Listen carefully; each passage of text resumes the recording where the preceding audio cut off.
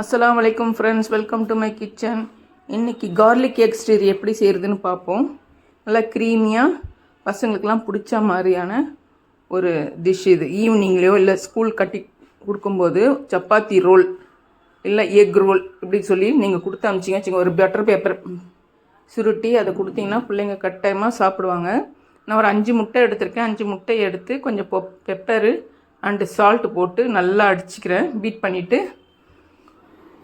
ஒரு தவா வச்சுட்டு அதில் கொஞ்சம் பட்டர் உங்களுக்கு தேவையான அளவுக்கு போட்டுக்கோங்க. பட்டர் போட்டு நம்ம அடித்து வச்சுருக்க எக்கை போட்டு ரொம்ப இந்த எக் பொடி மாஸ்லாம் செய்கிற மாதிரி இல்லாமல் கொஞ்சம் பீஸாக வர மாதிரி, எக் புர்ஜி முட்டை பொடி மாஸ் இந்த மாதிரிலாம் செய்யக்கூடாது. ஒரு பீஸாக வர மாதிரி, ஒரு சிக்கன் பீஸ்லாம் இருந்தால் எப்படி இருக்கும் அந்த மாதிரி பீஸ் வர மாதிரி கொஞ்சம் லைட்டாக மிக்ஸ் பண்ணி ஃபஸ்ட்டு குக் பண்ண விட்டுருங்க. நல்லா இந்த அளவுக்கு கொண்டு வந்துட்டு ரொம்ப ஓவர் குக்கு, ரொம்ப டீப் குக்கெலாம் வேணாம். ஓரளவுக்கு 90% குக் ஆனதுக்கப்புறம் இறக்கிடுங்க.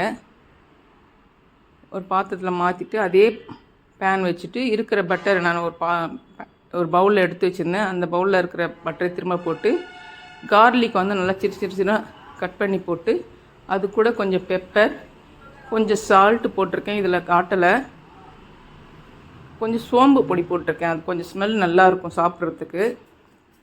சோம்பு பொடி போட்டுக்கோங்க.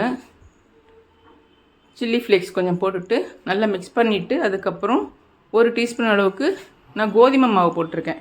போட்டு அதையும் நல்லா மிக்ஸ் பண்ணிட்டு 1 கிளாஸ் அளவுக்கு பால் ஊற்றி நல்லா மிக்ஸ் பண்ணி ஒயிட் சாஸ் பண்ணியாச்சு.